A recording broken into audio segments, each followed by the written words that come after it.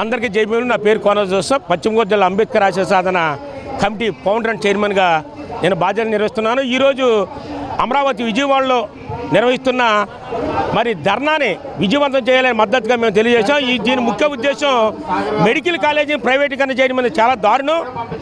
ఈ రోజున ప్రైవేటీకరణ చేస్తే ఎస్సీ, ఎస్టీ, బీసీ, మైనార్టీ వర్గాలు దారుణంగా నష్టపోయే పరిస్థితులు ఉన్నాయి. ఈ రోజున కూటమి ప్రభుత్వం వారు మొన్న తలపెట్టిన వైజాగ్లో తలపెట్టిన కార్యక్రమాలకు 300 కోట్లు సుమారుగా ఖర్చు అయింది. ఆ అమౌంట్ని ఈ మెడికల్ కాలేజీల మీద ఇన్వెస్ట్ చేస్తే ఈ రోజుకి కాలేజీలన్నీ కూడా చక్కగా తయారయ్యి పిల్లలు జాయిన్ అయ్యే పరిస్థితి ఏర్పడ్డది. ఏది అయినప్పటికీ కూడా ఈ కూటమి ప్రభుత్వం వారు ఈ పరిస్థితిని విరమించుకోవాలి.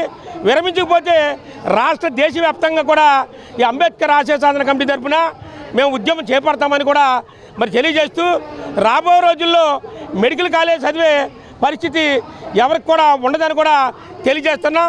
దీన్ని యథాతథంగా నిర్వహించాలని కూడా ప్రభుత్వానికి విన్నవించుకుంటున్నాం. జై భీమ్.